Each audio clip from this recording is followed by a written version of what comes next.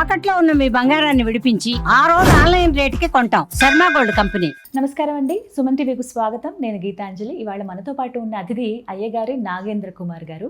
వారి గురించి ఒక మాటలో చెప్పాలంటే ఆధ్యాత్మిక సాధనలో ఉన్నారు. అలాగే జగద్గురువులు ఆది శంకరాచార్యుల వారికి, అలాగే కంచిపీఠానికి పరమ భక్తులు వారు. ప్రత్యేకించి ఎన్నో విషయాల పట్ల అందరికీ అర్థమయ్యే రీతిలో వివరణాత్మకంగా సందేశం ఇస్తూ ఉంటారు, చెబుతూ ఉంటారు. ఇవాళ మనకి ఎన్నో సందేహాలు ఉన్నాయి, అవన్నీ కామెంట్స్ రూపంలో మీరు అడిగినవి, అవన్నీ కూడా వారి ముందు ఉంచుతాను. అలాగే కంచిపీఠానికి సంబంధించి ఎటువంటి కార్యక్రమాలు వారు చేస్తూ ఉంటారు, అసలు వారి కర్తవ్యం ఏంటి, అవి మన దాకా ఎలా వస్తున్నాయి, మనం వాటిని ఎలా వినియోగించుకోవచ్చు, గురువుగారి మాటలో విని తెలుసుకుందాం. నమస్కారం గురువుగారు. నమస్కారం. ఎలా ఉన్నారండి? మీరు బాగున్నారా? బాగున్నాను. చాలా సంతోషం మీతో మాట్లాడడం. ఇలా ఇంటర్వ్యూకి అంగీకరించినందుకు ధన్యవాదాలు తెలియజేస్తూ. నేను చాలా చిన్నవాళ్ళం, అమ్మో ఏదో ఆధ్యాత్మిక సాధనలో ఉంటూ మాట్లాడదాం ఉన్నారు 4 విషయాల గురించి అని చెప్పి వచ్చాను. రెండో విషయం, గురుగారిని సంబోధించారు. నేను గురువు స్థాయిలో లేను, మీరు అన్నో తమ్ముడో అలాగే లేదా పేరు పెట్టి పిలవచ్చు. సో కాబట్టి అంటే గురువు అనేది అందరినీ పిలిచి ఆ గురుత్వాన్ని తగ్గిస్తున్నామేమో అని ఒక భావన. అవునా, ఇది నాకు ఒక పెద్ద సందేహం అండి, ఖచ్చితంగా నివృత్తి చేస్తారని భావిస్తూ. అసలు గురువులని ఎవరిని పిలవాలి, జగద్గురువులని ఎవరిని అంటారు? ఎందుకంటే ఇప్పుడు జగద్గురువులు అనే మాటని చాలామంది చాలా సులువుగా అనేస్తూ ఉన్నారనేది కొంతమంది వాదన. కొన్ని కామెంట్స్లో కూడా చూస్తూ ఉంటాం, జగద్గురువులను ఎలా అంటున్నారు, గురువులని ఎలా చెప్తున్నారని చెప్పి చెప్తూ ఉంటారు. మరి దీనిపై మీ అభిప్రాయాన్ని తెలియచేస్తారా? గురువులు అన్నదానికి వచ్చినప్పుడు మనకి చాలా తేలిగ్గా చాలా అర్థమయ్యేటువంటి విషయం అందరూ చెప్పేది ఏంటంటే, మనకి గురుగీతలో ఉన్న శ్లోకం కుకారస్ అంధకారష్ట కుకారస్థ నిరోధకృత అని చెప్పి, అంటే అంధకారాన్ని నిరోధించి తొలగించి మళ్ళీ దాన్ని రాకుండా చేసేటువంటి జ్ఞానం ఇచ్చే వాళ్ళు ఎవరైతున్నారో వాళ్ళు గురువులు. ఇది మనకు తేలిగ్గా అందరికీ అర్థమైపోయేటువంటిది. అంటే దానికి పెద్ద పెద్ద పండితులు పెద్ద పెద్ద వ్యాఖ్యానాలు చేశారు. అలా అన్నీ చూసుకోకుండా మొత్తం గురుగీత మొత్తం అంతా మనం వ్యాఖ్యానం చేయాల్సి ఉంటుంది.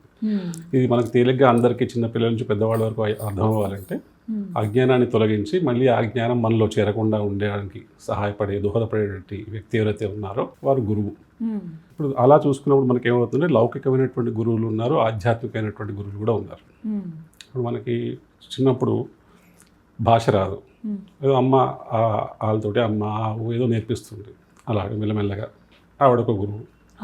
తర్వాత మనం ఒక స్కూల్కి వెళ్ళిన తర్వాత మనకి ముందు వాళ్ళు ABCDలు ఇవి నేర్పిస్తారు, భాషా గురువు అనుకోండి. తర్వాత లెక్కలు నేర్పిస్తారు, లెక్కల గురువు. సైన్స్, సోషల్, ఇలా ఒక్కొక్క సబ్జెక్టుకి ఒక్కొక్క గురువులు ఉన్నారు మనకి. ఇవన్నీ లౌకికమైన విద్యలోని గురువులు. వీళ్ళందరినీ మనం సాధారణంగా ఉపాధ్యాయులు, అధ్యాపకులు అంటుంటాం, టీచర్స్. ఇది ఆధ్యాత్మిక విద్యకు వచ్చేసరికి ఏంటంటే, మనలో ఉన్నటువంటి అజ్ఞానాన్ని పోగొట్టి, అంటే ఇంతకుముందు వాళ్ళు పోగొట్టిన వాళ్ళు, ఇంతకుముందు మన సైన్స్ లెక్కలు చెప్పినప్పుడు కూడా లెక్కలకు సంబంధించిన అజ్ఞానాన్ని పోగొట్టిన వారు లెక్కల గురువు అయ్యారు. సైన్స్ గురించినటువంటి అజ్ఞానాన్ని పోగొట్టిన వాళ్ళు సైన్స్ గురువు అయ్యారు. అలాగే ఆధ్యాత్మిక విద్యలోకి వచ్చినప్పుడు ఉదాహరణకి పురాణాలకు సంబంధించిన అజ్ఞానాన్ని పోగొట్టేవారు పురాణం గురువు గారు. రామాయణానికి సంబంధించిన అజ్ఞానం పోగొట్టి రామాయణంలోని విషయాలని మనకి తేటతెల్లి వచ్చేవారు రామాయణం గురువు గారు. ఇలాగే వేదం చెప్పేటువంటి వేదంలో ఉన్నటువంటి విషయాలన్నీ మనకి తేటతెల్లం చేసి దాన్ని మనకి దాంట్లో ఉన్న విషయాలన్నీ మనకి అవగతం చేసేవారు వేదం గురువు గారు. దీంట్లో మనకి గురుత్వంలో ఎవరు అల్టిమేట్ అంటే, మనకి అసలు జగత్ స్వరూపం ఏమిటి, అసలు బ్రహ్మ ఏమిటి, ఈ దేవుడు ఏమిటి, ఏ జ్ఞానం ఏమిటి, అజ్ఞానం ఏమిటి, ఇవన్నిటి గురించి మనకు చెప్పేవారు ఎవరైతే ఉన్నారో, పరమావధి ఏమిటి సాధించాల్సినటువంటి వైపుగా మనకి మరలించగలిగిన వాళ్ళు ఎవరైతే ఉన్నారో వాళ్ళు అసలైన గురువులు. అది అల్టిమేట్ లెవెల్ ఆఫ్ గురువులు అనేది. వారిది చాలా ఉత్తమమైనటువంటి స్థాయి. కింద నుంచి అధ్యాపకులు, ఉపాధ్యాయులు వీళ్ళందరినీ కూడా మనం గురువుగా భావిస్తున్నప్పటికీ కూడా వీళ్ళు చాలా ఉన్నత శ్రేణి వారు. ఉదాహరణకి చెప్తే, లౌకిక స్థాయిలో చెప్తే, నాకు చిన్నప్పుడు అంటే మధ్యలో ఒక షాప్కి ఏదో బండి రిపేర్కు దేనికి వెళ్ళాను. అక్కడ ఒక పెద్ద ఫోటో ఉంది, విడిగా చక్కగా పెట్టి ఉన్నారు. ఒకవైపు దేవుళ్ళు, ఇంకోవైపు పెద్ద ఫోటో పెట్టినారు. మీ నాన్నగారు అన్నారు, కాదండి మా గురువు గారు అన్నారు. ఏం చెప్పారు అన్న అంటే, నాకు ఈ మెకానిజం నేర్పించారండి, బండి మెకానిజం. ఆయన నాకు ఈ బండి దీనికి సంబంధించిన విద్య అంతా నేర్పించి దీని ద్వారా నాకు భుక్తిని ఇస్తున్నారు, ఆయన నా గురువు గారు అన్నారు. అంటే లౌకిక విద్యలో అది ఆయనకు గురువు గారు, దానికి మనం కాదనడానికి లేదు. కానీ మనకి మనిషి ఎందుకు పుట్టాడు, మనం ఏం సాధించాలి అన్న ఈ విషయాన్ని ఎవరైతే మనం నేర్పిస్తున్నారో ఆధ్యాత్మిక పరంగా వాళ్ళే గురువులు. ఇక రెండవది జగద్గురువులు. జగద్గురువులు మధ్యలో ఒక ఎవరో అన్నారు, ఎంతమంది జగద్గురువులు ఉంటారు, ఎన్ని జగత్తులు ఉన్నాయని ఎంతమంది జగద్గురువులు ఉంటారు అనేటువంటి ఒక వ్యాఖ్య వచ్చింది మధ్యలో. జగత్ ఎప్పుడు ఒకటే ఉంటుంది, గురువులు అనేకం ఉండొచ్చు, గురుతత్వం ఒకటే. గురుతత్వం ఒకటే. వాళ్ళు చెప్పేదంతా కూడా వాళ్ళ అజ్ఞానాన్ని తొలగించడము, జ్ఞానాన్ని అందించడము గురువులు చేసేది. సో గురుతత్వం ఒకటే. గురువుకి రూపం, గురుతత్వానికి రూపం ఉంటుందా అంటే రూపం ఉండదు గురుతత్వానికి. ఆ గురుతత్వం ఎవరిలో ఉందో వారిని ప్రతీకగా భావించి, ఆ గురుతత్వానికి ప్రతీకగా భావించి వాళ్ళని పూజిస్తున్నావు గురువుగా. అంతేగాని గురువులు ఇప్పుడు ఈయన గురువు, ఆయన గురువు, ఆయన గురువు, ఇంతమంది గురువులు ఉంటారా, మీరు అద్వైతం అంటారు కదండి, ఇంతమంది గురువులు ఎక్కడి నుంచి వచ్చారండి అంటే అందరిలో ఉన్న తత్వం ఒకటే. నీకు ప్రతిరూపకంగా ఇంతమంది కనబడుతున్నారు భౌతికంగా, కానీ ఆ నామరూపాలు తీసేస్తే ఉన్నది గురుతత్వం ఒకటే. ఈ విషయాల్ని ఎవరైతే మనకు చెప్తారు, ఇందాక చెప్పినట్టు రామాయణం గురువు గారు అంటే రామాయణానికి గురువు కాదు, రామాయణ విషయాలకు సంబంధించినట్టు అనుమానాన్ని పోగొట్టే గురువు గారు. పురాణం గురువు గారు అంటే ఆయన పురాణానికి గురువు కాదు, దానికి సంబంధించినటువంటి సంపూర్ణమైనటువంటి జ్ఞానాన్ని ఇచ్చేవారు. అలాగే లెక్కలకు సంబంధించిన వాళ్ళు ఎవరైనా కాదు. అదే విషయంలో జగద్గురువులకు వస్తే ఆయన జగద్దంతటికీ గురువు అని కాదు, జగతస్య గురువు అని ఇట్లా మనకి ఏదో కొన్ని వ్యాకరణంలో చూసుకున్నా కూడా జగతందరికీ గురువు కావచ్చు. జగత్తులోని విషయాలను తెలుసుకుని జగత్తునే గురువుగా చేసుకున్నవారు కావచ్చు. ఈ రెండు నిర్వచనాలు ఉన్నాయి. మనకు పెద్దలైనటువంటి జగద్గురువులు చెప్పారు. శృంగేరి జగద్గురువులు ఏం చెప్పారంటే, జగత్తులో ఎవరు ఎక్కడైనటువంటి వారైనా కూడా జగత్ సంబంధిత విషయాల గురించి కానీ, ఆధ్యాత్మిక సంబంధించిన విషయాల గురించి కానీ ఏదైనా సందేహం ఉంటే వారు ఆశ్రయిస్తే వారికి తప్పకుండా సందేహం తీరుస్తాము, అందుకోసం జగద్గురువులు అని చెప్పారు. వారు జగద్గురువులు. కంచి పరమాచార్యులు ఏం చెప్పారంటే, దత్తాత్రేయులు వారు ఇలా అయితే 24 గురువుల్ని జగత్తులో ఉన్నటువంటి వివిధ పశుపక్షాదుల దగ్గర నుంచి, పంచభూతాల దగ్గర నుంచి మొదలుకొని, సాలిడ్ దగ్గర నుంచి మొదలుకొని ఇవన్నీ నాకు గురువులు, వీళ్ళు ఒక్కొక్క పాఠం చెప్పారు అని చెప్పి దత్తాత్రేయులు వారు ఎలా చెప్పారో అలాగా పరమాచార్యుల వారు కూడా అయితే ఈ జగత్తునే నాకు గురువు, ఈ జగత్తు నుంచి నేను ఎంతో నేర్చుకుంటున్నాను కాబట్టి అందుకు నేను జగద్గురువును అని చెప్పారు. అయితే అసలు విషయం ఎక్కడ వస్తుంది అంటే, దీంట్లో చెప్తూ ఏం చెప్పారంటే ఆయన గొప్ప ఉదాహరణ చెప్పారు. ఇప్పుడు జగత్తులో ఎన్నో విషయాలు ఉన్నాయి, దాంట్లో నుంచి మనం నేర్చుకోవాలి. అది మనకి ఎలా సాధ్యపడుతుంది అంటే, ఉదాహరణ ఏం చెప్పారంటే, ఇంట్లో పని చేసుకుంటూ ఉండగా ఉంగరంలోంచి ఒక డైమండ్ రాయి కింద పడిపోయింది. తెలియకుండా తుడిచేసి చెత్త అంతా తీసి వాకిలి బయట వేశారు. ఆ వాకిలి బయట ఉన్నటువంటి కోడి ఏం చేసింది, వచ్చి దాంట్లో కాలుతో అంతా ఏరుకుంటోంది. ఏరుకుని దానికి వజ్రం కూడా తగిలింది, వజ్రాన్ని కాలుతో తోసేసింది. దానికి కావాల్సిన పురుగో పుట్రో నూకో గింజో ఏదో అత్తింది. అంటే నీకు ఏది కావాలి నైతి అని తెలుసుకుంటా. నీకు ఏది కావాలి అని తెలుసుకోగలిగితే అది ఆ కోడి చూపిస్తుంది నీకు వజ్రం కాదు కావాల్సింది, నీకు అప్పుడు కావాల్సింది ఏంటి, ఆకలికి కావాల్సినటువంటి గింజ ఏదో అది. అంటే అది తీసుకుంటుంది, దానికి ఏం కావాలో దాని మీద దృష్టి పెట్టింది. అది ఆ దృష్టి పెట్టి ఆ నూకో గింజో పురుగో తింటున్నప్పుడు మధ్యలో వజ్రం వచ్చినా తీసుకున్న వజ్రం వచ్చింది దాచిపెట్టుకోలేదు, అది కాలుతో తోసి పక్కన పడేసింది. అలాగా జగత్తులోంచి మనం ఏమేమి తెలుసుకుంటామో అందువల్ల ఆ జగత్తు మనకు గురువు అని పరమాచార్య చెప్పారు. అలాగే అన్నమాట. అయితే దీంట్లో జగద్గురు అనే పదం మనకి భాగవతంలో 2వ స్కందంలో మనకి నారద బ్రహ్మ సంవాదంలో చెప్తారు.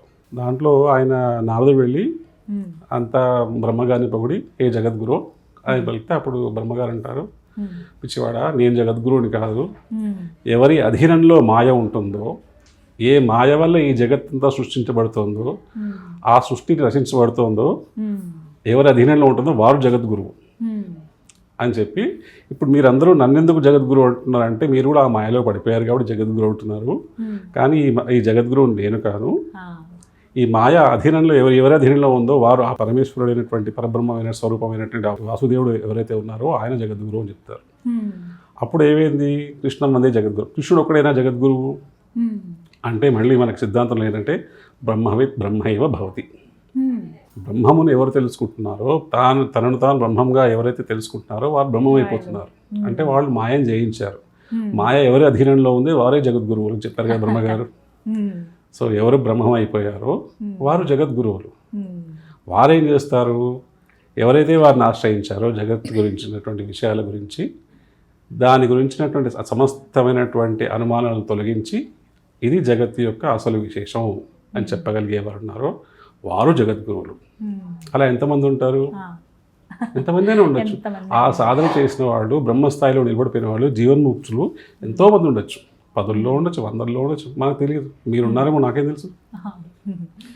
ఇప్పుడు వారు కెమెరా మనం చూస్తున్నప్పుడు కెమెరామెన్గా పనిచేస్తున్నట్టుగా అనిపిస్తున్నారు. వాళ్ళు ఎంత తాత్వికత ఉందో మనకేం తెలుసు, తత్వం ఎంత నిండిపోయిందో. అలా ఎంతమంది ఉంటారు? ఎంతోమంది ఉండొచ్చు జగద్గురువులు. అయితే శంకరాచార్య వాళ్ళు చేసింది ఏంటంటే ఈ జగత్ విషయాల గురించి, ఈ మొత్తం జగద్గురులు ఎవరు ఈ జగత్ విషయం గురించి వివరించడానికి జగద్గురు పీఠములు పెట్టారు. ఆ జగద్గురు పీఠములు పెట్టడం అంటే ఈ శంకరాచార్య పీఠములు పెట్టి దాని మీద కూర్చున్న వాళ్ళు జగద్గురువులు అన్నారు. అంటే జగత్ గురించి తెలిసిన వాళ్ళు ఎవరైతే ఉన్నారో వాళ్ళే ఆ పీఠం మీద కూర్చోడానికి వాళ్ళు జగద్గురువులు. అంటే చాలామంది జగద్గురువులు ఉండొచ్చు. వాళ్ళందరికీ ప్రత్యేకంగా ఒక్కొక్క పీఠంలోనూ ఒక్కొక్క జగద్గురువుని పీఠాధిపతిగా పెట్టారు. దీంట్లో వచ్చేసరికి ఏంటంటే 2 జగత్తులు ఉంటాయి. ఒకటి స్వాప్నిక జగత్తు, ఒకటి జాగ్రత్త జగత్తు. స్వాప్నిక జగత్తు అంటే మనం పడుకున్నాము, చాలా చక్కగా ఏదో ఉద్యానవనంలో తిరుగుతున్నట్టు, పార్కులు చక్కగా మంచి చెట్లు పువ్వులు అన్నీ చూస్తూ తిరుగుతున్నట్టుగా ఉంది, ప్రశాంతంగా ఉంది, అందరం ఫ్యామిలీతో కలిసి తిరుగుతున్నాం. సడన్గా కొంచెం ముందుకు వెళ్ళేసరికి ఏదో లోయలా కనబడింది, లోయలో మనం పడిపోయాం. మనకేం తెలియలేదు. సడన్గా నిద్రలో ఉదాహరణకి చెప్తున్నాను, ఒక కళ సడన్గా పడిపోయాం, చూసుకునేలాగా ఎదురుగుండా పూలు వచ్చింది, గట్టిగా అమ్మ బాబాయ్ అని వచ్చి లేచాం. ఇప్పుడు ఆ స్వప్నంలో జరిగినది ఉన్నదా లేదా? ఇప్పుడు ఆ అనుభవము బెంగ వచ్చాక నిద్రలోంచి లేచింది, ఆ అనుభవం నీకు అయ్యింది. సో అది దాన్ని ఏమన్నా స్వాప్నిక జగత్తు, కానీ నిజానికి లేదు. మీకు అనుభవం అయ్యింది కానీ నిజానికి లేదు. అలాగే జాగ్రత్త జగత్తులోకి వచ్చినప్పుడు ఇవన్నీ ఉన్నాయి, చెప్తున్నాను, ఇవన్నీ ఇలాగనే చూస్తున్నాయి. ఎక్కడో దూరంగా ఆకాశంలో విమానం వెళ్తుంది, అది పక్షి అంత ఉంది. నిజానికి దాని స్వరూపం అది కాదు. దాని స్వరూపం ఏంటంటే ఒక 300-400 మందిని కూర్చోబెట్టుకుని ఒక కొన్ని టన్నుల బరువును మోసుకెళ్ళి అంత ఇది. అదే విమానంలో వెళ్తున్నా, ఫర్ ఎగ్జాంపుల్ నేను ఇక్కడి నుంచి చూస్తున్నాను, మీరు ఆ విమానంలో ఉన్నారు. ఆ విమానంలో ఉన్న మీరు కింద చూస్తే ఇవన్నీ చిన్న చిన్న గూళ్ళలాగా, చిన్న చిన్న క్రిముల్లాగా కనిపిస్తారు మనుషులు. ఇది అసలు పరిణామమా? కాదు. అంటే అసలు ఈ జగత్తులో ఉన్నటువంటి ఈ వస్తువుల యొక్క అసలు పరిణామం ఏంటో, అసలు పరిమాణం ఏంటో, ఇది ఒక్కొక్కరి అనుభవానికి ఒక్కొక్కరిలా ఉంది. మొన్న మాఘమాసంలో పౌర్ణమి అయింది, మహామాఘి. ఒక్కొక్కరికి అమ్మవారు వస్తే పూర్ణచంద్ర బింబాన అన్నట్టుగా అమ్మవారి మొహంలా కనిపిస్తుంది, ఒకరికి చక్కగా వేయించినటువంటి అప్పడంలా కనిపిస్తుంది. ఇప్పుడు ఒకరికి ఇంత జానని ఇంతే ఉన్నాడు, ఎర్రగా ఉన్నాడు, ఇంతే. నిజంగా చంద్రుడు అలా ఉంటాడా? కొన్ని లక్షల వేల కిలోమీటర్ల దూరంలో ఉన్నాడు. మీ అనుభవం వేరు, నా అనుభవం వేరు చూడడంలో. మరి ఎందుకు ఇలాంటి తేడాలు ఎందుకు వస్తున్నాయి అంటే దాన్ని దుష్ట అనుభవాలు అంటారు. నిర్దుష్టమైన అనుభవాలు కాదు, దుష్టమైన అనుభవాలు. అంటే దాంట్లో మన దృష్టి దోషం కావచ్చు, మన జ్ఞాన దృష్టి దోషం కావచ్చు, దానికి ఒక దోషం ఆపాదించబడింది. దోషం లేనిది ఏదో అది నిర్దుష్టం, దుష్టమైనది కానిది ఏదో అది నిర్దుష్టం కదా. అది నిర్దుష్టం కాదు, దుష్టమైనది. అలా ఇది కాదు, దీని అసలు తత్వం ఇది కాదు. ఇది ఏదో కొన్ని లక్షల కిలోమీటర్ల దూరంలో ఉన్నటువంటి చంద్రుడు అనే ఒక గ్రహము అని చెప్పేవాడు ఒక సోషల్ స్టడీస్లోనో లేదా మన ఈ నాసా వాళ్ళు, ఇస్రో వాళ్ళు ఎవరో ఉండి ఇది అని చెప్తారు కదా. అప్పుడు మనకి దాని అసలు విషయం తెలుస్తుంది. అలా ఇట్లా మనకి ఇంత కనబడుతున్నటువంటి యొక్క ఈ జగత్తు యొక్క అసలు సత్యం ఇప్పుడున్నది రేపు లేదురా నాయన, ఇది ఇప్పుడు ఎప్పుడు ఉండేది కాదు. ఎప్పుడు ఉండే సచ్చిదానంద స్వరూపం ఏదైతే ఉన్నదో అది నువ్వు.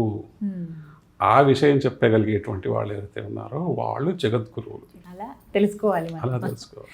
కాబట్టి జగద్గురువులు ఎంతమంది ఉంటారంటే ఎంతమంది అయినా ఉండొచ్చు, కానీ వాళ్ళకి ప్రత్యేకంగా ఒక్కొక్క పీఠానికి జగద్గురు శంకరాచార్యుల వారు ఒక్కొక్క పీఠానికి పెట్టి 4 వైపులా పెట్టి మధ్యలో మనకి కంచిలో సర్వజ్ఞ మూలాభినాయ మఠం పెట్టి అక్కడ తానే అధిష్ఠించి అలాగా ఈ బ్రహ్మసత్యం జగన్మిథ్య అనేటువంటిది అద్వైత సిద్ధాంతాన్ని, అలాగే ఎన్నో ఉపాసనల్ని, అలాగే వైదిక సిద్ధాంతాన్ని, వైదిక మతాన్ని ప్రాచుర్యం చేశారు. ఇది గురువులు జగద్గురువులు అన్నదానికి మా గురువుల ద్వారా నేర్చుకున్నటువంటి విషయం. గురుగారు, ప్రధాన సందేహం ఏంటంటే మీరు ఆది శంకరాచార్యుల వారి భక్తులు, ఎవరు కాదు ఆయన భక్తులు అన్నట్టుగా సర్వం అందరూ ఆయనకి భక్తులే, అందరూ వారు బోధించిన మార్గంలో నడుస్తున్న వాళ్ళమే, తెలుసుకుంటున్న వాళ్ళమే.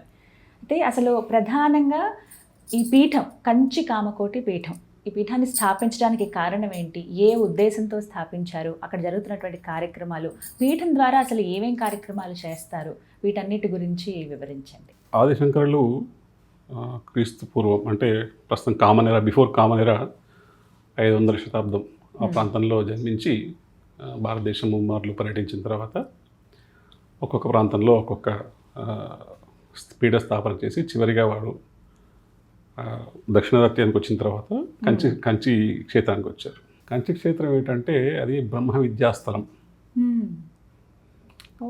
అది బ్రహ్మ విద్యాస్థలం. అక్కడ బ్రహ్మ విద్య బోధించబడుతోంది, బోధించబడుతూనే ఉంటుంది. దానికి మనకి తార్కాణం ఏమిటి అంటే కంచిలోనే సాక్షాత్గా బ్రహ్మ విద్యా స్వరూపిణైనటువంటి కామాక్షి అమ్మవారు ఉన్నారు. దానికి తోడు అక్కడే హయగ్రీవుల వారు అగస్త్యుల వారు సంవాదం చేసుకున్నటువంటి స్థలం. ఇప్పుడు దాన్ని ఉపనిషత్ బ్రహ్మేంద్ర మఠము అంటారు. కంచిలో ఉంది, మనకి చూడొచ్చు. అక్కడ ఇప్పుడు కూడా మనకి ఏంటంటే దానికి గుర్తుగా అప్పుడు వాళ్ళు ప్రతిష్ఠించినటువంటి అక్కడ చేసినటువంటి సంవాదానికి గుర్తుగా ఉన్నటువంటి హయగ్రీవేశ్వరలింగము, అగస్త్యేశ్వరలింగం కూడా ఉన్నాయి అక్కడ. ఉపనిషత్ బ్రహ్మేంద్ర మఠం అని అక్కడ ఉపనిషత్ బ్రహ్మేంద్రుల వారు ఉపనిషత్తులన్నిటికీ వారు వ్యాఖ్యానం రాశారు. అది చాలా ప్రశాంతంగా ఉంటుంది, చాలా మంచి పీఠం. కంచి క్షేత్రం స్వతహాగా బ్రహ్మ విద్యాపీఠం. అక్కడ సర్వజ్ఞ పీఠం ఉండేది. అప్పుడు శంకరాచార్యులు వారు అక్కడికి వచ్చినప్పుడు, అక్కడ ఆ పీఠాన్ని అధిరోహించినప్పుడు అక్కడ ఉన్నటువంటి పండితులు, తామ్రపర్ణి నుంచి చుట్టుపక్కల నుంచి వచ్చినటువంటి పండితులు ఎవరైతే ఉన్నారో, కావేరి నుంచి కానీ ఇటు గోదావరి నుంచి కానీ అందరూ ఎక్కడెక్కడి నుంచి పండితులు ఉన్నారో అందరూ వెళ్ళి వారిని దర్శించి వారిని ప్రశ్నలు అడిగారు. వారు సర్వజ్ఞులు కదా, మరి సర్వజ్ఞులు అయినప్పుడు అన్నిటి విషయాల గురించి అడుగుతారు. అంటే కేవలం ఏదో వేదం గురించి దాని గురించే కాదు, జ్యోతిష్యం గురించి, ఖగోళం గురించి, అప్పుడు ఉన్నటువంటి వైద్యం గురించి అన్నిటి గురించి అడుగుతారు.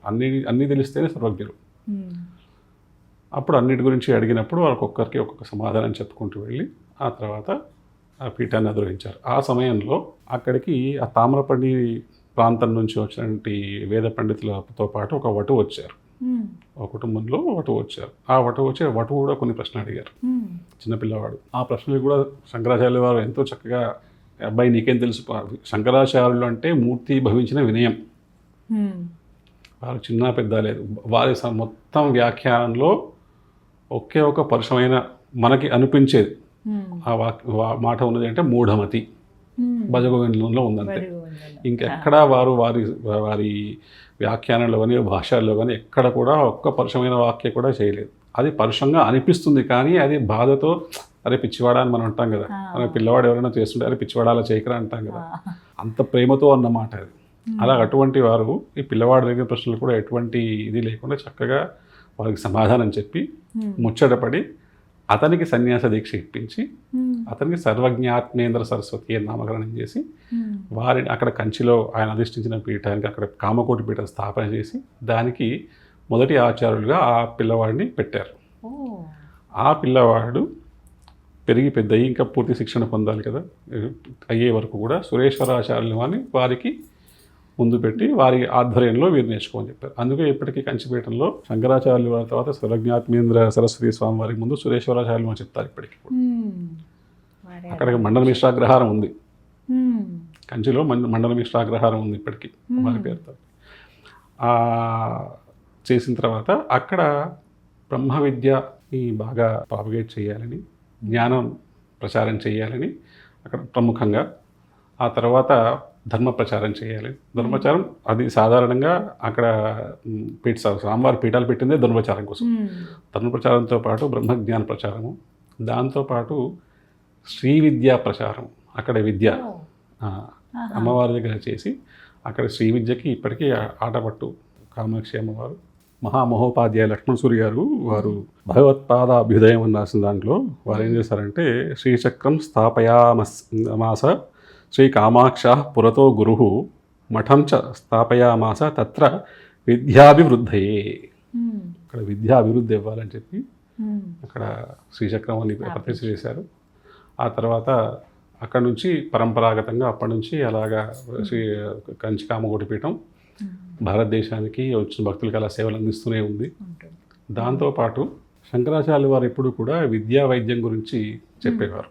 అదే బాటలో అక్కడ ఉన్నటువంటి అందరు శంకరాచార్యుల వారు ప్రముఖంగా ఇప్పుడు అంటే అప్పుడు ఉన్నటువంటి జనాభాకి తగ్గట్టుగా ఇప్పుడు చాలా జనాభా పెరిగింది కాబట్టి చంద్రశేఖరేంద్ర సతీస్వామి వారు వేదం గురించి, జయేంద్ర సతీస్వామి వారు వైద్యం గురించి, శంకర వేయేంద్ర సతీస్వామి వారు విద్య గురించి, ఈ మూడు కలిపి మళ్ళీ వేదం విద్య వైద్యం అందరికీ అందాలి అని చెప్పేసి ఎన్నో శంకర హాస్పిటల్స్ ఇక్కడ నుంచి మన తమిళనాడు నుంచి మొదలు పెట్టుకుంటే అస్సాం అటువైపు వరకు, కాశ్మీర్ వైపు వరకు చాలా చోట్ల దాదాపు ప్రతి రాష్ట్రంలోనూ ఎన్నో హాస్పిటల్ కట్టించారు. చాలా చోట్ల చాలా ఫ్రీగా జరుగుతాయి. పెద్ద పెద్ద డాక్టర్లు అందరూ కన్సల్టేషన్కి వచ్చి వాళ్ళందరూ ఆపరేషన్స్ అన్నీ కూడా వాళ్ళు చేస్తారు. మీరు you take the top lead అంటాం కదా, అలాంటి డాక్టర్లు అందరూ వచ్చి కూడా అక్కడ హాస్పిటల్లో వచ్చి సర్వ్ చేస్తారు. శంకర ఐ హాస్పిటల్ చాలా ఫేమస్ దేశం మొత్తంలో కూడా. అలాగా తర్వాత విద్యకు వచ్చేసరికి శంకర వేయేంద్ర సతీస్వామి వారు ఏం చేస్తున్నారంటే ఇంటిగ్రేటెడ్ స్కూల్స్ అని చెప్పి, అంటే ఇప్పుడు వేదం నేర్పిస్తున్నాం పిల్లలకి, వాళ్ళు ఆధునిక సమాజంలో ఉన్నటువంటి ఇప్పుడున్న పోకడలు తగ్గట్టుగా విద్య నేర్చుకోకపోతే, దానికి మనం స్కేలప్ అవ్వకపోతే సమాజంలో వెనకబడిపోతారు. కాబట్టి ఏం చేస్తారంటే వేద విద్యతో పాటు ఈ లౌకిక విద్యను కూడా నేర్పించి రెండింటిని కలిపి నేర్పిస్తూ దీన్ని ఇంటిగ్రేటెడ్ స్కూల్స్ అని పెట్టారు. గురుగారు, భారతదేశ వ్యాప్తంగా చూస్తే గనక కంచిపీఠం నుంచి విద్యకు అసలు ఎలాంటి ప్రాధాన్యత ఇస్తున్నారు? వీరి తరపున చేస్తున్నటువంటి కార్యక్రమాలు ఏంటి? విద్యకు ఉన్నప్పుడు రెండు విద్యలు మళ్ళీ, ఒకటి వేద విద్య, ఒకటి మామూలుగా ఇప్పుడు ఉన్నటువంటి కరికులం బేస్డ్ సిబిఎస్ఈ కానీ ఇలాంటివి ఏవైతే ఉన్నాయో మామూలు విద్య. ఇవి కాకుండా చేతి వృత్తులు, పూర్వకాలం ఎవరైతే కుల వృత్తులు అనేవాళ్ళమో అలాంటి చేతి వృత్తులు ఏవైతే ఉంటాయి, ఈ మూడింటి మీద కూడా ప్రస్తుతం ఉన్నటువంటి శంకరాచార్యులు వారు, మహానుభావులు శంకర వేయేంద్ర సతీస్వామి వారు దాని మీద ఎక్కువ ఫోకస్ పెట్టి ఇంటిగ్రేటెడ్ పాఠశాలలు ఏర్పాటు చేశారు. దాంట్లో మళ్ళీ అంటే ఆడపిల్లలకి వేరే పెట్టారు, సంప్రదాయ స్కూల్స్ అని చెప్పి. మీరు వినే ఉంటారు, హైదరాబాద్లో ఉంది, తిరుపతిలో పెద్ద క్యాంపస్ ఉంది, హైదరాబాద్లో ఉంది, విజయవాడలో ఉంది, ఇలా మళ్ళీ నాసిక్, ఇలా వివిధ ప్రాంతాల్లో సంప్రదాయ పాఠశాలలు పెట్టి అమ్మాయిలకి ఏం చేస్తారంటే పొద్దున్న మామూలుగా స్కూలు, వాళ్ళు రెసిడెన్షియల్ స్కూల్సే ఉన్నాయి మ్యాక్సిమం.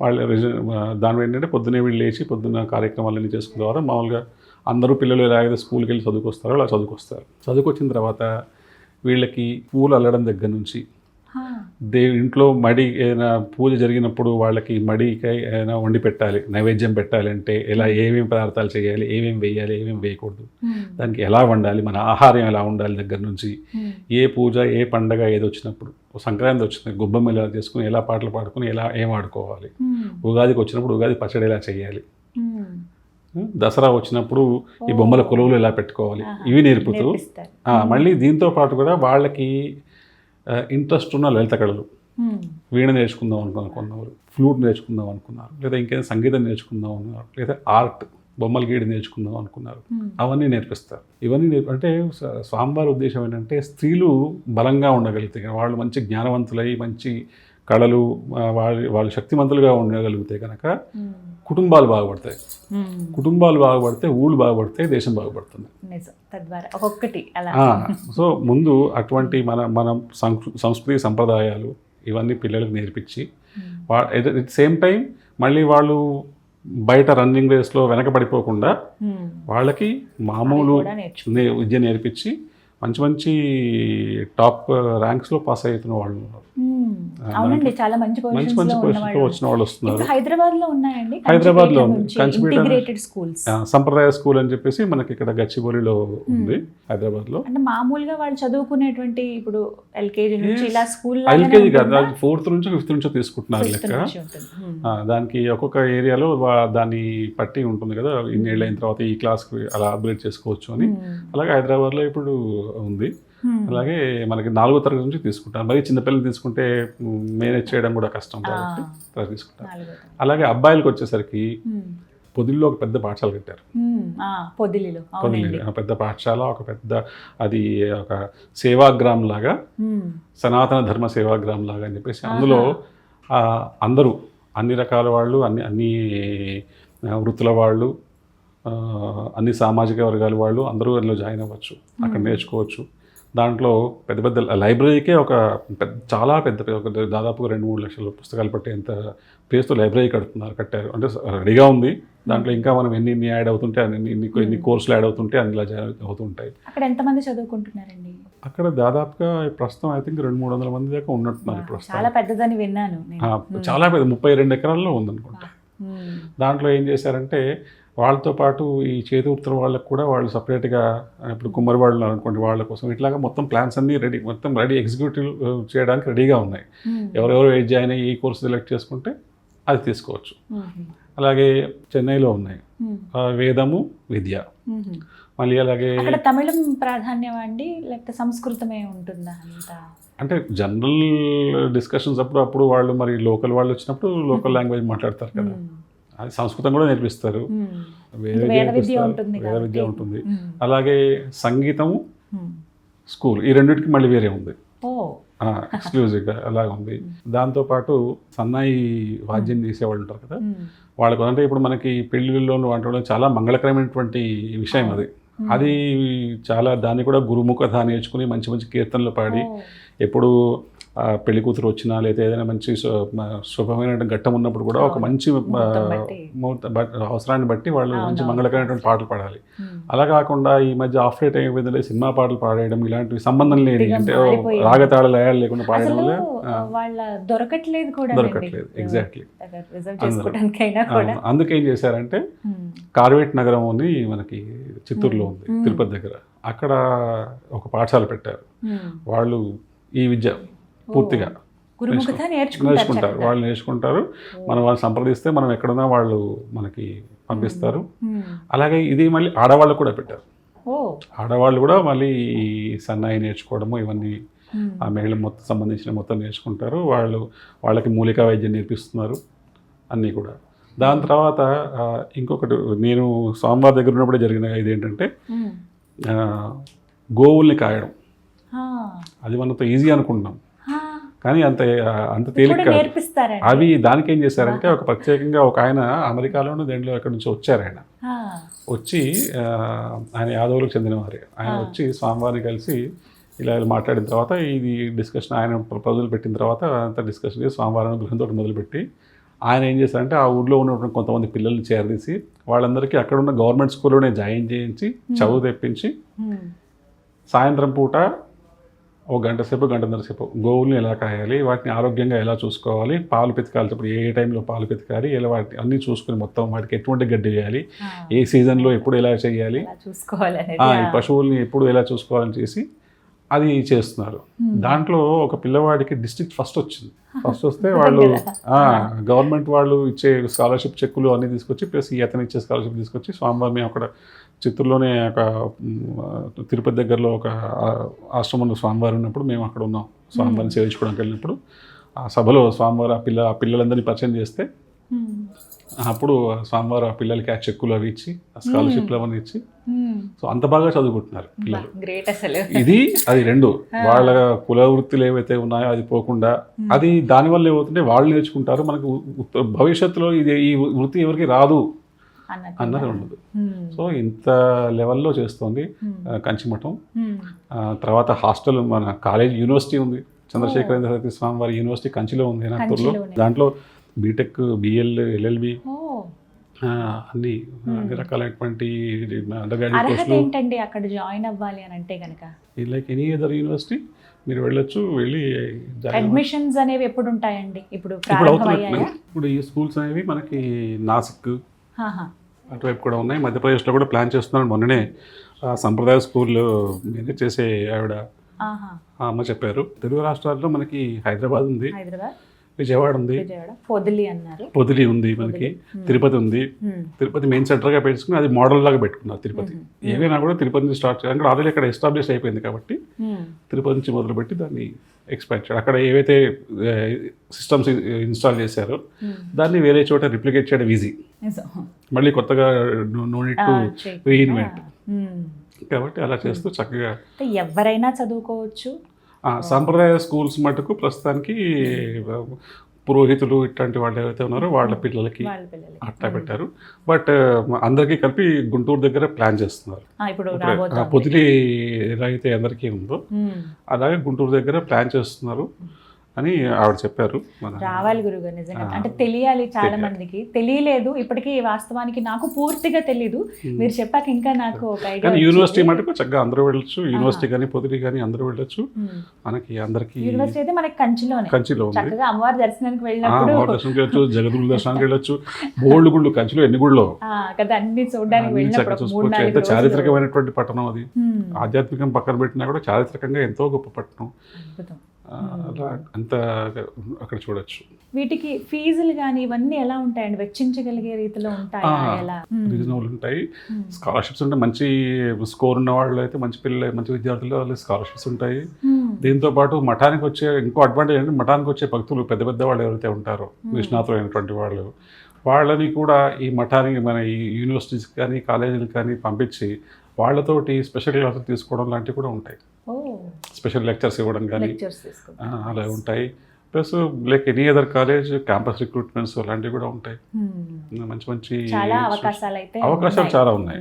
మనం అందిపుచ్చు జగద్గురువులు మనకు అన్ని కావాల్సినటువంటి అన్ని ఏర్పాటు చేసి పెడుతున్నారు. మనం అందిపుచ్చుకోవడంలో మనం వెనకుండిపోతున్నాం. అది మాత్రం అక్షర సత్యం అండి. చాలా మందికి చూసే ప్రేక్షకుల్లో తల్లిదండ్రులు చాలా మంది అనుకుంటూ ఉంటారు, మా పిల్లల్ని అక్కడ చదివిస్తే బాగుండు, అవకాశం ఉంటే బాగుండు అన్న వాళ్ళకి అడ్మిషన్స్ ఇప్పుడు త్వరలో ప్రారంభం అవుతాయండి. వాటికి సంబంధించిన ఇన్ఫర్మేషన్ ఏదున్నా కంచి పీఠం తరపునివి నేను మళ్ళీ ఇంకొక వీడియో ద్వారా మీకు అందించే ప్రయత్నం చేస్తాను. యూనివర్సిటీకి వెళ్ళి అక్కడ అసలు ఎలాంటి అవకాశాలు ఉన్నాయి, ఇంకెక్కడెక్కడ పీఠం తరపు నుంచి కార్యక్రమాలు చేస్తున్నారు విద్యకి సంబంధించి ప్రధానంగా, ఇవన్నీ కూడా మీకు మరిన్ని వీడియోస్ ద్వారా నేను తెలియజేస్తాను. గురుగారు, అసలు కంచి పీఠం ఎప్పుడు స్థాపించారో తెలియజేస్తారు? ఎందుకంటే ఇప్పుడు ఈ పీఠాలు అనేవి ఎప్పుడు స్థాపించారనేది ఒకటి వింటూ ఉన్నాం, దాని మీద చాలా వీడియోస్ చూస్తూ ఉన్నాం, ఈ వాదనలు ప్రతివాదనలు జరుగుతూనే ఉన్నాయి. అసలు కంచి పీఠం గురించి ప్రత్యేకంగా మాట్లాడితే ఎంత పురాతనమైనది, ఎప్పుడు అసలు స్థాపించారు? కంచిపీఠం శంకరులు ఎంత పురాతనమో కంచిపీఠం అంతే పురాతనం. శంకరాచార్యుల వారు ఇప్పటికి 2500 సంవత్సరాల పూర్వం, అంటే బిఫోర్ కామనేరా 5వ శతాబ్దంలో, అప్పుడు వారు కేరళలో పుట్టి సన్యాసం తీసుకుని ఆ తర్వాత మొత్తం భారతదేశంలో తిరుగుతూ 4 పీఠాలని స్థాపించి ఉమార్ తిరిగిన తర్వాత ఇందాక చెప్పారు కంచికి వచ్చినప్పుడు స్థాపించారని చెప్పేసి. అక్కడ స్థాపించిన తర్వాత అక్కడ నుంచి పరంపర మొదలైంది. దీనికి రుజువులు ఉన్నాయా అంటే ఖచ్చితంగా రుజువులు ఉన్నాయి. మనకి శంకర విజయాలు చాలా ఉన్నాయి. ఇప్పుడు మనము చాలామంది ఇప్పుడు ప్రామాణికంగా తీసుకుంటున్నాయి అంటే మాధవి శంకర విజయం. అంటే దాదాపు అది 190 మంది విద్యార్థులు వారు రాశారంటారు. 10-15 మంది మాధవులు వేరు విద్యార్థులు వేరు అంటారు కొంతమంది. 190 మంది కూడా అది విద్యార్థుల వారు రాసిన మాధవి శంకర విజయమే అంటారు. దానికన్నా ముందు శంకర విజయాలు ఉన్నాయి కదా, దానికన్నా ముందున్నటువంటి శంకర విజయాలు ఉన్నాయి. ఆనందగిరి ఉంది, శంకరాభ్యుదయం ఉంది, చిత్సుకేంద్రులు వచ్చినటువంటి బృహత్ శంకర విజయం ఉంది, చిద్విలాసం ఉంది, ఇలాగా శివరహస్యం ఉంది, మార్కండేయ సంహిత ఉంది. వీటిలన్నింటిలో కూడా శంకరాచార్యులు మార్కండేయ సంహిత, శివరహస్యం అన్నింటిలో శంకరాచార్యులు రాబోయే దాని గురించి చెప్పినప్పుడు ఈ ఆనందగిరియము, ఈ బృహత్ శంకర విజయం అన్నీ కూడా శంకరాచార్యులు వచ్చిన తర్వాత ఏమేమి జరిగింది అని రాశారు. ఈ శంకర విజయాలన్నింటిలోంచి కలిపి దాదాపుగా ఒక 1800 శ్లోకాలతోటి, 1800 చిల్లర శ్లోకాలతోటి విద్యారణ్యుల వారు మాధవి శంకర విజయం అనే ఒక కావ్యాన్ని ఇచ్చారు. అంతకుముందు ఒక ఆటోబయోగ్రఫీ, ఒక జర్నల్ లాగా ఉన్నటువంటి శంకర విజయాలని ఆయనకు ఒక కావ్య స్థాయిని తీసుకొచ్చారు. బృహత్ శంకర విజయం కూడా దాదాపు కావ్య స్థాయిలోనే ఉంటుంది. అంతకుముందు దానికన్నా ముందున్నటువంటి వాటిని ఈ మాధవి శంకర విజయాన్ని ఒక కావ్య స్థాయిలోకి తీసుకొచ్చారు. అయితే ఈ విద్యారణ్యుల వారు 12వ శతాబ్దంలో దాదాపుగా 1280 ఆ ప్రాంతాల్లో వచ్చారు. మనకు 1280 ఆ ప్రాంతాల్లో వచ్చి 1390 వరకు ఉన్నారు. వారు విజయనగర సామ్రాజ్య స్థాపనకి వారు సహకారం చేసి, వాళ్ళ యొక్క మార్గదర్శనం చేసి తర్వాత మన శృంగేరి పీఠాన్ని అధిరోహించారు. అయితే వారికన్నా ఒక దాదాపు కొన్ని దశాబ్దాల పూర్వం తెలుగు చోళరాజులు ఉండేవారు. విజయగండ గోపాల చోళరాజు అని చెప్పేసి ఆయన దాదాపు 12వ శతాబ్దం మొదట్లో కంచి మఠానికి అంబీపురం అని చెప్పేసి ఒక గ్రామాన్ని 108 మంది బ్రాహ్మణులకి రోజు నిత్యాన్నదానం కోసం ఇస్తున్నాం అని చెప్పేసి శాసనం వేయించి ఇచ్చారు. దాన్ని అంబీపురం అంటారు. అది 12వ శతాబ్దం 12-13 శతాబ్దాల మధ్యలో జరిగినది. అది దానికి శిలాశాసనం ఉంది, తామ్రపత్రాలు ఉన్నాయి, దానికి తామపత్రాలు ఉన్నాయి. అంటే విద్యారణ్యుల వారు ఈ మాధవి శంకర విజయం రాయకముందే కంచిలో శంకరాచార్యుల వారికి స్థలం ఇచ్చినట్టుగా, అంటే రాజుగారు అక్కడ ఉన్నటువంటి చోళరాజు గారు, తెలుగు చోళరాజు గారు స్థలం ఇచ్చినట్టుగా మనకి శాసనం ఉంది. వీళ్ళు తెలుగు చోళరాజులు అంటే మనమ సిద్ధి వీళ్ళంతా నెల్లూరు వాడు ఉన్నారు కదా, ఆ వంశంలో వచ్చినటువంటి విజయగండ గోపాల రాజు గారని వారు ఇచ్చారు. దాంట్లో అది కూడా శాసనం ఉంది, మనకి శాసనం ఉంది. శాసనం చదవమంటే చదువుతాను నేను కూడా. ఇక్కడ కరణామ సంవత్సరంలో రాజుగారు వేయించి ఇచ్చినటువంటి అంబికాపురం అనే గ్రామాన్ని అప్పుడున్నటువంటి శంకరాచార్యుల వారు, ఆంధ్ర చోళరు రాజు అనేటువంటి విజయగండ గోపాలరు వారు ఇచ్చినటువంటి శాసనంలో ఏం చేశారంటే, సోయం శ్రీ గండగోపాల చోళ క్ష్మాపతి ఆత్మన పట్టాభిషేచనాదూర్ధ్వం వర్షే చ సతి షోడశే శ్రీ హస్తిశైలనాథస్య నిలయాత్ పశ్చిమే మఠే. హస్తిశైలము అంటే మన వరదరాజ స్వామివారి ఆలయం, హస్తిగిరి అంటాం మనం. దానికి పశ్చిమంలో ఉన్నటువంటి మఠం, దానికి పశ్చిమంలో ఉన్న మఠం కంచి కామకోటి మఠం. ఆ మఠానికి నిగమాంత రహస్యార్థం శిష్యేభ్య అని చెప్తూ నిత్యానదాన విధి సంతర్పిత ద్విజన్మనే శ్రీ శంకరార్య గురవే వత్సరే కర సంగీతే. కర సంవత్సరంలో అక్కడ ఉన్నటువంటి మఠంలో ఉన్నటువంటి శంకరార్య గురువు, శంకరాచార్యులు అనేటువంటి గురువు గారికి ఈ అంబికాపురాన్ని ధారాదత్తం చేస్తున్నాను. ఇది నిత్యాన్నదానం జరగాలి ఇక్కడికి వచ్చేటువంటి దీని మీద వచ్చే ఆదాయంతో అని చెప్పేసి 12వ శతాబ్దంలోనే వారు శాసనం వేయించారు.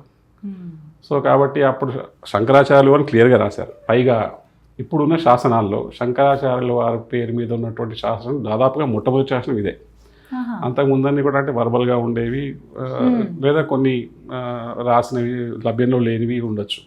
మొట్టమొదటి లభ్యంలో ఉన్నటువంటి శాసనం ఇదే దాదాపుగా. ఇది ఆ లెక్కన అప్పుడే అక్కడ కంచి మఠంలో ఉన్న వాళ్ళు శంకరాచార్యులు కారు అనే వాళ్ళకి ఎవరైతే ఉన్నాయో ఇంతకన్నా సమాధానం ఏమవుతుంది. దీని తర్వాత మళ్ళీ 16వ శతాబ్దం ఆ ప్రాంతాల్లో విజయనగర రాజులు ఎవరైతే వచ్చారో, హరిహరాయలు, బుక్రాయలు, వాళ్ళ పరంపరలో వచ్చినప్పుడు వరదరాజ స్వామి వారి యొక్క ఆలయం కట్టించినప్పుడు ఆ వెనకాల శంకరాచార్యుల వారి గురించి ఈ విరాళాలు ఇస్తున్నాము శంకరపురం అని చెప్పేసి, అది తమిళంలో ఏదో పేరు అంటారు దాన్ని, సురుట్టిల్ ఏదో అంటారు దాన్ని. యాక్చువల్గా అది శంకరార్యపురం అని చెప్పేసి, అప్పుడు శంకరాచార్యపురం అని చెప్పేసి అప్పుడు పెట్టి దానికి మేము విరాళాలు ఇస్తున్నాం అని చెప్పేసి శాసనాలు ఉన్నాయి, గుడి గోడల మీద శాసనాలు ఉన్నాయి.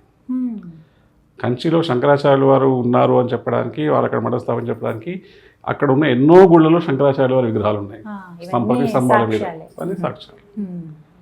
సరే, అది రాను శంకరాచార్యుల వారు ఎప్పుడు పుట్టారు, లేదా ఇక్కడ ఉన్నారు అక్కడ ఉన్నారు అని పక్కన పెడితే, వారి బోధనలు మనం ఎంతవరకు తీసుకెళ్తున్నాం, వారి తత్వాన్ని ఎంత ముందుకు తీసుకెళ్తున్నాం అనేది చాలా ఇంపార్టెంట్ అక్కడ. ఇది కంచిపీఠానికి సంబంధించి దీన్ని బట్టి ఇప్పుడున్న చాలా మొదటి నుంచి ఉన్నది, అన్ని మఠాలు ఎప్పటి నుంచి ఉన్నాయి, ఇది ఎప్పటి నుంచే ఉన్నది. దానికి వాటికి వీటికి 2-3 ఏళ్ళు తేడా ఉంటుంది. అంటే స్వామివారు అక్కడ స్థాపించి ఒక 2 ఏళ్ళ లేక ఇంకో చోట స్థాపించి అలా వచ్చారు కాబట్టి దాదాపు ఆయన స్వామివారు 27వ సంవత్సరంలో ఎప్పుడో కంచికి వచ్చినట్టు రమారమి వారి వయసు. కాబట్టి అప్పటి నుంచి శంకరమఠం ఉంది, నేళ్లుగా నడుస్తూనే ఉంది. అప్పటి నుంచి 70 మందికి పైగా పీఠాధిపతులు వచ్చారు. వాళ్ళందరూ మనం కాదు అంటే వాళ్ళందరూ అసత్యమనా? అదే కదండి, కాదు కదా. ఇప్పుడు ఎన్నవ వారండి ఉన్నవారు? ఇప్పుడు ఉన్నవారు 71 ఆచార్యులు, అంటే ఇప్పుడు కొత్తగా వచ్చిన వారు సత్య చంద్రశేఖర స్వామి వారు అని చెప్పేసి, అది కంచి మఠానికి సంబంధించినవి. ఇంకా ఇలాంటి శాసనాలు తామ్రపత్రాలు ఏవైతే ఉన్నాయో ఆర్కియాలజీ డిపార్ట్మెంట్లో ఉన్నాయి, ఢిల్లీలో ఉన్నాయి, మద్రాసులో ఉన్నాయి, తంజావూరులో ఉన్నాయి, మఠంలో ఉన్నాయి. ఎవరికైనా అనుమానం ఉంటే వీళ్ళు చెక్ చేసుకోవచ్చును. యూనివర్సిటీలో తాళపత్రాలు అలాంటివి చాలా ఉన్నాయి, చేసుకోవచ్చు. చాలా ఇది అన్ని మఠాలకి ఎంత గౌరవం ఉందో ఈ కంచి మఠానికి కూడా అంతే గౌరవం. గృహస్థ ధర్మాల గురించి తెలుసుకోవాలనుకుంటున్నాం. అంటే గృహస్థగా ఉండి బాధ్యతలు నిర్వర్తిస్తూ ధార్మికంగా ఉండటం, ఆధ్యాత్మికంగా ఉండడం, లౌకికంగా ఉండడం ఎలా అనేది వివరించండి. ఇది మంచి ప్రశ్న. అసలు సగం సమాధానం మీ ప్రశ్నలోనే ఉంది. దీంట్లో ఒకటి కర్తవ్యము, సవాళ్ళు, రెండు మొరాలెస్. మీరు అడిగిన ప్రశ్న ఇది, ఎలా ఉండాలి. ఒకటి ఫస్ట్ ధార్మిక జీవనానికి అలవాటు పడితే ఎక్కువ ఇబ్బంది ఉండదంటారు. ధార్మిక జీవనం అంటే అర్థం ఏంటంటే మళ్ళీ మీరు దాన్ని సనాతన ధర్మము, దేవుడు, పూజలు ఇటువైపు కాకుండా నైతికంగా ఎవరిని ఇబ్బంది పెట్టకుండా తన సంపాదన తను సంపాదిస్తూ తన కుటుంబాన్ని పోషించుకుంటూ తన కుటుంబంలో ఉన్న సభ్యులతో అందరితో మర్యాదగా ప్రవర్తిస్తూ, అలాగే బయట తన కుటుంబం బయట ఏదైనా ఉన్నప్పుడు సేవ కానీ దానం కానీ చేస్తున్నప్పుడు ఒక యజ్ఞభావనతో చేస్తున్నాను అనుకోండి, ఇది ఇబ్బంది ఉండదు. ఒకటి ఆర్థికాభివృద్ధి అవసరం, 2 కుటుంబాభివృద్ధి అవసరం, 2 ఆధ్యాత్మిక అభివృద్ధి. పోనీ మేము ఆధ్యాత్మికంగా లేవు, మాకు దేవుడు అలాంటివి ఏం లేవు అనుకోండి, వ్యక్తిత్వ వికాసం. ఈ రెండు ఒకటే అనుకోండి, ఆధ్యాత్మిక అభివృద్ధి లేదా వ్యక్తిత్వ వికాసం. దీంట్లో ఉన్నప్పుడు ఆర్థిక అభివృద్ధి అన్నప్పుడు సంపాదించాలి. ఎలా సంపాదించాలంటే మనకి ఉన్నటువంటి ధార్మికమైన మార్గంలో, నైతికమైన మార్గంలో, చట్ట పరిధిలో మనం ఎంత సంపాదిస్తామో అంత సంపాదించి దాంట్లో కొంత భాగం రేపటికి పిల్లలకో దేనికో భవిష్యత్తుకో మనం ఎంత 10,000 సంపాదించవచ్చు, 15,000 సంపాదించవచ్చు, 1,00,000 సంపాదించవచ్చు, 1,00,00,000 సంపాదించవచ్చు. మనకి ఎంత వీలైతే అంత రేపటి కోసం అని చెప్పి, అంటే కుటుంబ అవసరాల కోసం అని చెప్పి దాచుకొని ఇప్పటికి మనకి ఎంత కావాలి, మనకి మన ఏమేమి చేసుకోవాలి అని లెక్కలు వేసుకుని చేసుకోవడం. ఇది ఆర్థిక అభివృద్ధి. ఎలా మెల్లమెల్లగా దాన్ని ఆర్థిక స్వావలంబన చేసుకోవడం. దాని తర్వాత కుటుంబాభివృద్ధి. కుటుంబాభివృద్ధి ఏంటంటే నేను ఏదో ఉద్యోగానికి వెళ్ళొస్తున్నాను, తీసుకొచ్చి ఇంట్లో డబ్బులు ఇచ్చేస్తాను, మా ఆవిడేదో వండేస్తుంది, పిల్లలు తింటారు, చదువుతారు లేదా పోతారు, ఇలాంటివి కాకుండా కుటుంబ సభ్యుల మధ్యలో అనురాగము, ఆప్యాయతలు వీళ్ళు పెంపొందించుకుంటూ వాళ్ళతో 4 కబుర్లు చెప్పుకుంటూ ఏది మంచి ఏది చెడు బేరీలు వేసుకుంటూ వాళ్ళతో ఉండి వీలుంటే, ఇప్పుడు అన్ని మైక్రో ఫ్యామిలీస్ అయిపోయాయి కాబట్టి అదర్వైజ్ వీలుంటే తాతగారు, నానమ్మ, అమ్మమ్మ, నాన్న, తాతగారు వీళ్ళందరితో కలిసి ఉండడం, లేదా కనీసం వారాంతాల్లోనూ అట్లా కలిసి ఉండడం వల్ల అలా కొంత అభివృద్ధి. దీనివల్ల ఏమవుతుంది, ఇంట్రాక్షన్ పెరుగుతుంది. జనాలతో ఇంట్రాక్షన్ పెరిగినప్పుడు మనకున్న సవాళ్ళు ఏంటి, వాళ్ళు ఏం చేశారు, ఇటువంటి సవాళ్ళు వచ్చినప్పుడు వాళ్ళు ఏం చేశారు, మనం ఇప్పుడు ఇలాంటి సవాళ్ళు వచ్చినప్పుడు మనం ఏం చేయాలి, ఇలాంటి విషయాలు తెలుస్తాయి. మూడవది ఆధ్యాత్మిక అభివృద్ధి లేదా వ్యక్తిత్వ వికాసం. దీనికి మనకేంటంటే మనం ఇప్పుడు చాలా కార్పొరేట్లో చూస్తే మెంటల్ హెల్త్ అంటారు. వీళ్ళు చాలా స్ట్రెస్ ఎక్కువైపోతున్నారు, ఉద్యోగంలో స్ట్రెస్ ఎక్కువై, ఇంట్లో ఫ్యామిలీలో సరిగా లేక వాళ్ళు ఏదో ఆత్మహత్యలు చేసుకుంటున్నారు, అది డిప్రెషన్స్కి వెళ్ళిపోయి. దీనికి ఏంటంటే నీకోసం నీ పర్సనల్ స్పేస్ అంటాం మనం. పర్సనల్ స్పేస్ అంటే నీ ఒక్కడిగా ఉండి ఏదో రూమ్లో తలిపేసి కూర్చోవడానికి కాదు. నువ్వు దానికి ఏం చేయాలంటే రోజుకి ప్రార్థన లేదా ధ్యానం, కాసేపు ఒక పఠనం, ఏదో బుక్, మీకు నవల ఇష్టమైతే ఏదైనా మంచి నవల, మంచి సాహిత్యం ఉన్నది, అంటే ఏదో ఏది పడుతుంది కాదు, ఒక మంచి సాహిత్యం ఉన్నది, ఏదో ఒక భాష నేర్చుకుందాం అంటున్నారు, ఇంగ్లీష్లో బాగా ప్రొఫెషన్సీ రావాలనుకుంటున్నారు, ఇంగ్లీష్ నవల, మంచి నవల ఏదో ఒకటి, లేదు తెలుగు గురించి రావాలనుకుంటున్నారు, సంస్కృతం గురించి రావాలనుకుంటున్నారు, లేదా పురాణ వేదాలు ఇలాంటివి చదవాలనుకుంటున్నారు, వాటి గురించి వివరాలు తెలుసుకోవాలనుకుంటున్నారు, దానికి సంబంధించిన పుస్తకాలు ఉన్నాయి.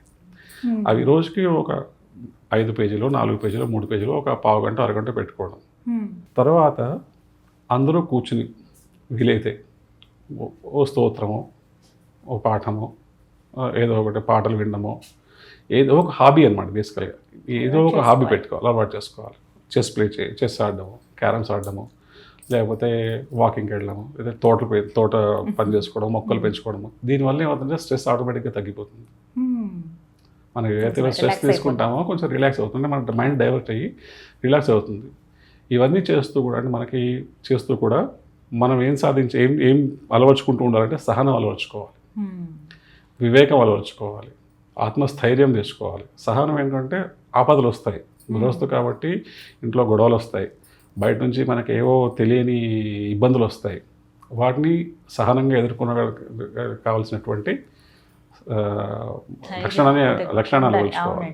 అంటే వివేకం, ఇప్పుడు ఈ పని చేయడం ద్వారా నాకు ఆ ఇబ్బంది వస్తుంది, ఇది చెయ్యాలా వద్దా, ఇది నా కుటుంబానికి నాకు అవసరమా, ఈ పని లేదు నేను ఆ పని చేస్తాను, నాకు అదే నచ్చింది ఆ పని చేస్తాను, నా కుటుంబం అయినా పర్వాలేదు, వాళ్ళకి ఇబ్బంది వచ్చినా పర్వాలేదు అనుకుని వెళ్తావా, లేదు అంటే పర్వాలేదు ఆ పని మనకు వద్దు, మనకు దూరంగా ఉండడం బెస్ట్, మనకి మన లక్ష్యం ఏమిటి, దీని మీద ఈ వివేచన ఉండాలి. మూడోది ఆత్మస్థైర్యం, ఏదైనా రాని ఏమైనా రాని నేను బతికి నిలబడతాను, నా కుటుంబాన్ని పైకి తీసుకొస్తాను అంటే ఆత్మస్థైర్యం. ఈ 3 అలవర్చుకోవాలి. ఈ 3 అలవర్చుకోవాలంటే పై చెప్పిన 3 ఉండాలి. ప్రార్థన, కాసేపు ఒక పావు గంట ప్రార్థన. నేను దేవుడిని మాకు నమ్మకాలు లేకుండా అంటే బీ కామ్, ఫైట్ కాసేపు సమ్ మెడిటేషన్, దాంతోపాటు ఒక హాబీ, ఇలాంటి ఏదో ఒకటి, చిన్న మొక్కలు పెంచుకోవడం కావచ్చు, ఇల్లు దులుపుకోవడం కావచ్చు, ఏదైనా కూడా mind diversion from your routine, ఒక వ్యాపకం పెట్టుకుంటే ఇవి తప్పకుండా మంచి రిజల్ట్స్ ఇస్తాయి. అంటే సన్యాసం తీసుకునో లేకపోతే పూర్తిగా అన్ని త్యజించి వెళ్ళిపోయి చేయక్కర్లేదు, గృహస్థులుగా ఉంటూ కూడా ఇవన్నీ నిర్వర్తించుకోవాలి. ఇది చక్కటి సలహా అండి. కృష్ణుడు సన్యాసం తీసుకోలేదు, అవును, రాముడు సన్యాసం తీసుకోలేదు, కానీ అంత చక్కగా వాళ్ళ బాధ్యతలు. కానీ అదే సన్యాసం తీసుకోవడం తప్పు అని కాదు, సన్యాసం తీసుకోవడానికి ఆ స్థాయికి వచ్చి అంత వైరాగ్యం వచ్చేస్తే మహానుభావులు ఇక ఎంతకన్నా మాకు చేయడానికి ఏం లేదు అనుకున్నప్పుడు ఆ సన్యాసం అది ఆటోమేటిక్గా వైరాగ్యం వస్తుంది, ఆ అవకాశం ఉండి ఆ అర్హత వచ్చినప్పుడు సన్యాసం తీసుకుంటారు. దాన్ని సన్యాసం తీసుకున్నాక వాళ్ళు తీసుకొని వాళ్ళు సన్యాసంలో ఉండడమే కాకుండా వాళ్ళు ప్రపంచానికి మార్గదర్శులు అవుతారు. అవుతారు. అది వేరే, అది టోటల్గా డిఫరెంట్. కానీ గృహస్థులుగా ఉండి చేయడం అనేది చేయడానికి మనం చాలా గృహస్థాశ్రమం ఉత్కృష్టమైనది కాబట్టి చేయొచ్చు. దీంట్లో ఇబ్బందులు ఉన్నా కూడా మనం వాటిని నిలబడి చేసుకోవచ్చు. మనకు కావాల్సింది చెప్పాక సహనము, ఆత్మస్థైర్యము, వివేచన ఉండాలి. మనకంటూ ఒక విచారణ చేసుకోవడానికి, కుటుంబ సభ్యులతో టైం స్పెండ్ చేయడానికి ఒక టైం ఉండాలి, సంపాదించాలి. గురుగారు ఒక మాట అండి, ఎంత మనం ఇట్లా ఉన్నా కూడా ఇప్పటి జనరేషన్ని చూస్తూ ఉన్నాము. జెన్జీ చాలా ఫాస్ట్ జనరేషన్. ఏమైనా నిర్ణయాలు తీసుకోవాలన్నా ఇన్స్టెంట్గా అప్పటికప్పుడు, కావాలనుకుంటే తక్షణమే అవి వచ్చేయాలి, రాలేదంటే డిప్రెషన్లోకి వెళ్ళిపోవటం. పక్కన వాళ్ళకి అంటే తల్లిదండ్రుల వాళ్ళకి ఉంటే ఫ్రెండ్లీగా ఉంటేనే ఉంటున్నారు, లేదు స్ట్రిక్ట్ పేరెంట్స్ అయితే మాత్రం అసలు ఒప్పుకోకపోవడం కానీ, పేరెంట్స్కి పిల్లలకి మధ్య గ్యాప్ రావడం, ఇవన్నీ ఇప్పటి జనరేషన్లో చూస్తున్నాం. అంటే ఇది మున్ముందు తరాల్లో ఎలా ఉండబోతోంది? లేదు ఇప్పటి ఈ జెన్జీని మనం మార్చగలమా, కొంచెం ఆధ్యాత్మికంగా వాళ్ళని మళ్లించగలమా అని అంటే మీ అభిప్రాయం ఏంటి? సాధ్యం కాదు ఏం లేదమ్మా, సాధ్యం ప్రయత్నించవచ్చు. అయితే దీనికి కావాల్సింది మొట్టమొదట సహనం, ఆత్మస్థైర్యం ఆఫ్ పేరెంట్స్. కరెక్ట్ మాట అన్నారు. వాళ్ళు తల్లిదండ్రులు ఎవరైతే ఉన్నారో వాళ్ళు సహనంగా కూర్చోబెట్టి ఇలా కాదరా అబ్బాయి ఇలాగా, ఇలా కాదరా అబ్బాయి ఇలాగా అని చెప్పి చెప్పడం. మనకి చిన్నప్పుడే సామెత మొక్క ఉందని మానే ఉందని అని చెప్పి మొక్క దశలో ఉన్నప్పుడే మెల్లగా చెప్తూ వస్తూ ఉంటే అది వాళ్ళకి మెల్లగా రిజిస్టర్ అయిపోతుంది. దానికి మనం టైం వెచ్చించాలి.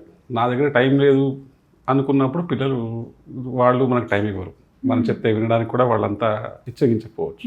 సో దానికి మనం ఏం చేయాలంటే ముందు నుంచి చిన్నప్పటి నుంచి మనం వాళ్ళకి మెల్లగా చెప్పుకుంటూనే ఉండాలి.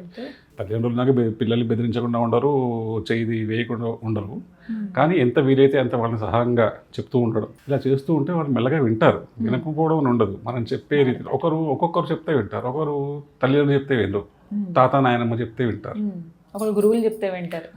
అలాగే వారు ఎవరు చెప్తే వింటారో అన్నది చూసుకుని, ఎలా చెప్తే వింటారో అన్నది చూసుకుని దాన్ని మనం బేరీ చేసుకుని ఆ ప్రకారంగా అంటే వాళ్ళు వెళ్ళే మార్గం ఎలా ఉందో దాన్ని మనం మార్చడానికి మనం కొద్దిగా ముందు వెనక అడ్జస్ట్ చేసుకుని వాళ్ళని మనం మార్చుకోవాల్సి ఉంటుంది.